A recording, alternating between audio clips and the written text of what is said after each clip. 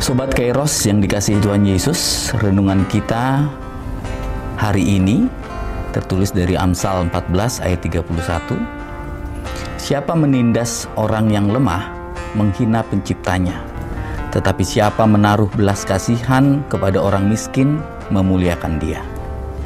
Sobat Kairos, tindakan menghina atau menindas orang lemah adalah penghinaan terhadap Sang Pencipta. Di sekitar kita, tidak sedikit orang hidup dalam kelemahan, baik itu kelemahan fisik atau difabel, mental, ataupun ekonomi.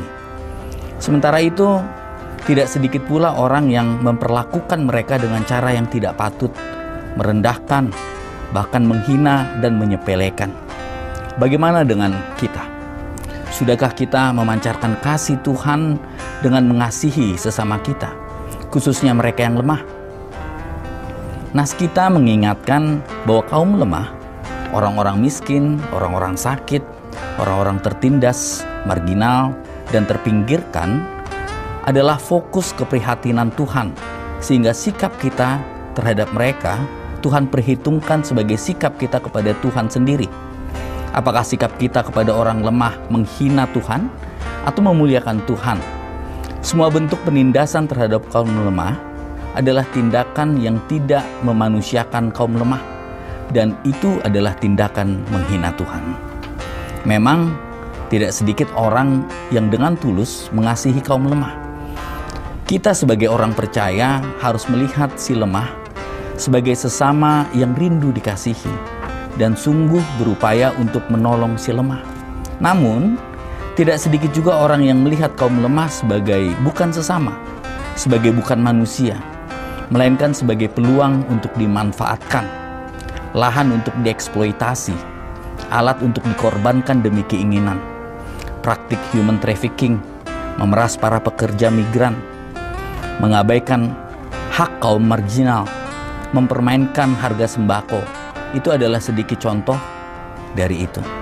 Memang ketika si lemah dipandang sebagai alat untuk meraih keinginan, mereka dianggap bukan manusia, diperlakukan bagai bukan manusia, hingga mereka seakan menjadi bukan manusia. Namun ketika si lemah dilihat sebagai sesama yang rindu dicintai, sikap kita kepada si lemah menjadi manusiawi, penuh hormat dan cinta. Ketika si lemah dimanusiakan, diperlakukan manusiawi, mereka mengalami menjadi benar-benar manusia. Cara kita memperlakukan manusia menunjukkan sikap kita kepada Tuhan. Amin. Selamat beraktivitas Sobat Kairos. Tetap jaga kesehatan. Tuhan Yesus memberkati.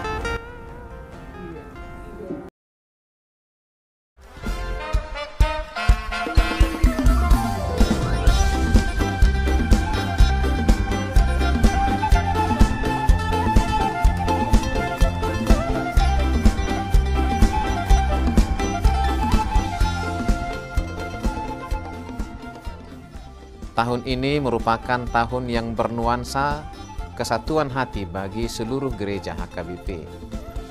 Kita telah menetapkan orientasi pelayanan tahun 2022 sebagai tahun kesehatian di bawah terang tema sehati sepikir dalam satu kasih, satu jiwa, dan satu tujuan dari Filipi 2 ayat 2. Dan subtema mewujudkan kesehatian dan kesetiakawanan bagi gereja, masyarakat, dan bangsa. Panitia Tahun Kesehatian HKBP Distrik 8 DKI Jakarta telah ditetapkan menjadi organ pelayanan dalam mewujudkan persekutuan, kesaksian, dan pelayanan yang semuanya diikat dalam satu kasih, satu jiwa, dan satu tujuan.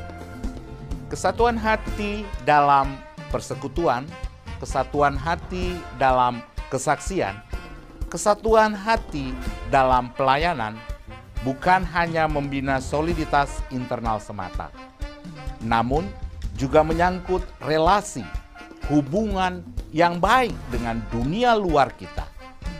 Maka untuk mewujudkan kesehatian yang nyata dalam kehidupan warga gereja, Panitia Tahun Kesehatan HKBP Distrik 8 DKI Jakarta berkomitmen untuk berkarya dalam program-program kreatif dan relevan dan bernilai tinggi untuk menguatkan visi dan misi Kerajaan Allah di dunia ini.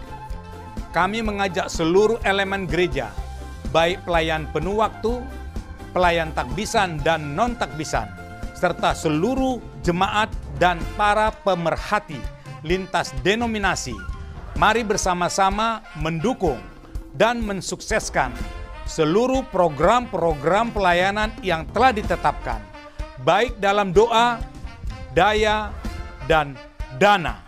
Semuanya akan menjadi persembahan yang hidup bagi Tuhan untuk memperkokoh persatuan yang hidup dan saling melayani di tengah kehidupan yang penuh dinamika ini. Marilah saling mendoakan, saling menopang, serta bertolong-tolonganlah menanggung bebanmu. Demikianlah kamu memenuhi hukum Kristus. Horas, horas, horas!